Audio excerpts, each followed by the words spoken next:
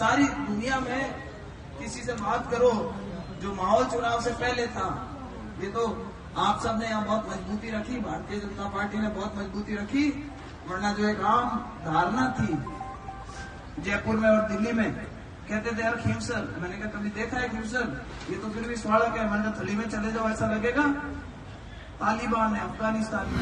नमस्कार, आप देख रहे हैं द फैक्ट इंडिया। मैं हूं आपके साथ शेख। राजस्थान की नागौर लोकसभा सीट से बीजेपी की प्रत्याशी ज्योति मिर्धा एक बार फिर अपने विवादित बयान के लेकर मुश्किल में पड़ गई हैं। उन्होंने खींवसर में चुनाव प्रचार के दौरान एक बयान दिया, जिसका वीडियो उनके हरीफ हनुमान बेनीवाल ने शेयर कर पीएम मोदी को घेरा, तो वहीं चुनाव आयोग से ज्योति मिर्धा के खिलाफ कार्रवाई करने की भी मांग की है। बता दें कि इससे पहले ज्योति मिर्धा ने संविधान बदलने की बात कहकर विवाद खड़ा कर दिया था। हनुमान बेनीवाल ने मिर्धा के वीडियो को पोस्ट करते हुए एक लंबा चौड़ा मैसेज लिखा है। बेनीवाल ने लिखा, नागौर लोकसभा क्षेत्र से मेरे सामने भारतीय जनता पार्टी के टिकट पर चुनाव लड़ रही उम्मीदवार ज्योति मिर्धा, जिन्होंने हाल ही में बीजेपी की सत्ता में आने के बाद बाबा साहब के संविधान को बदलने की बात कही थी।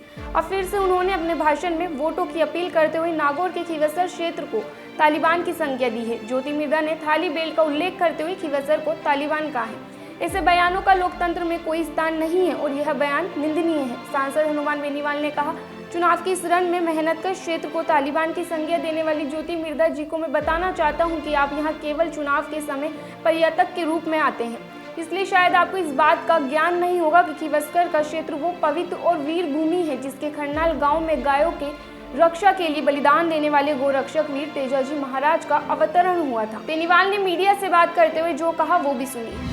देखिए, ये बयान ज्योति मिर्धा का बयान नहीं है, भारतीय जनता पार्टी की मूल भावना है। अमित शाह, मोदी सहित तमाम जो पार्टी को चला रहे पीछे से, उनकी इच्छा है कि एक बार 400 पार होने के बाद एनडीए के जो घटक दल है उनके भी एक एक करके लात मार के भगा देंगे उनको। जिस तरह पहले एनडीए के घटक दलों को भगाया था, छोटी पार्टियां उनको निकल गए थे, हमारे जैसे लोग बच के निकले थे उनके वहाँ से, जिनके पास किसी तरह का वो नहीं था, उनको डरा नहीं सके। अब संविधान बदलने के लिए ये करेंगे प्रयास कि एक तो चुनाव प्रणाली को चेंज कर देंगे, अपने हिसाब से परिसीमन करेंगे, अपने अलग अलग संसदीय क्षेत्र और हिसाब से बना देंगे जिसमें लोग जीत सके, कर सके। और दूसरा, आरक्षण को खत्म करने की इनकी बहुत बड़ी साजिश है कि 400 पार के बाद कोई नहीं बोलेगा, तमाम देश में आरक्षण। जब सेना को ठेके पे दे सकते हैं, किसानों को परेशान कर सकते हैं, अब तो आरक्षण ही बचा और क्या। ये दलित विरोधी है, ये किसान विरोधी है, जवान विरोधी है। और सबसे ज़्यादा भारी भ्रष्टाचार अगर इतिहास में हुआ तो इलेक्टोरल बॉन्ड के माध्यम से इसी पार्टी ने किया। गौ मांस निर्यात करने वाली कंपनियों से भी इलेक्टोरल बॉन्ड का पैसा ले लिया, उनको मदद करी।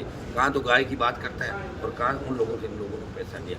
ये देश बहुत ही अजीबोगरीब स्थिति से गुजर रहा है। लोकतंत्र खतरे में है और लोकतंत्र को बचाने के लिए भाजपा और एनडीए गठबंधन को हराना जरूरी है।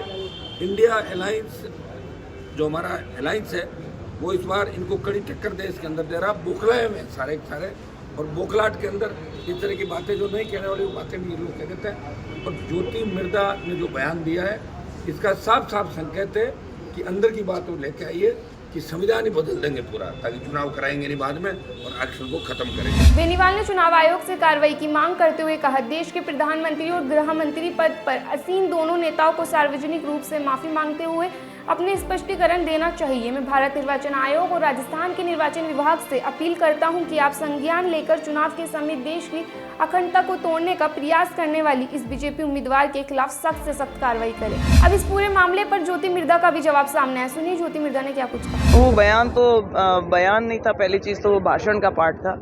और उसकी जो क्लिप कांग्रेस पार्टी ने खुद ने अपनी ऑफिशियल हैंडल पे लगाई है, उस पे जाकर के कोई भी सुन लेगा तो पता चल जाएगा। तो उसमें तो कोई बड़ी बात ही नहीं है। उसको तो एक गलत संज्ञा दे करके और उसका बिल्कुल ही उल्टा मीनिंग जो है उसको चलाया जा रहा है। भाषण सुनेंगे तो उसका कुछ अलग मतलब है और उसका जो मायना निकाला जा रहा है वो बिल्कुल अलग मतलब है। चाहे वो शशि थरूर जी हों, चाहे वो असदुद्दीन ओवैसी जी हों, सब अपने अपने हिसाब से उसको इंटरप्रेट कर रहे हैं और पब्लिक को भड़काने का प्रयास कर रहे हैं, जबकि वो एक बहुत ही नॉर्मल सी चीज़ थी।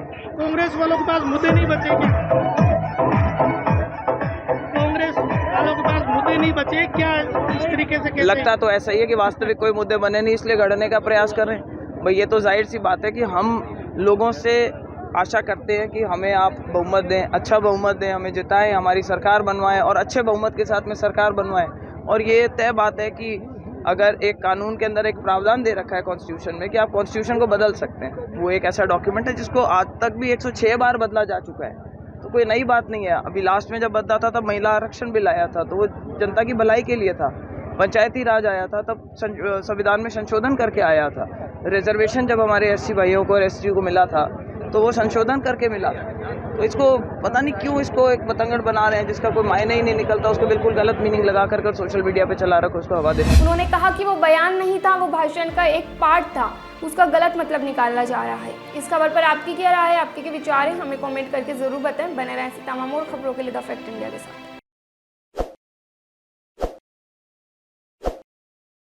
ताज़ा खबरों के लिए विजिट करें द फैक्ट इंडिया की वेबसाइट और डाउनलोड करें द फैक्ट इंडिया ऐप।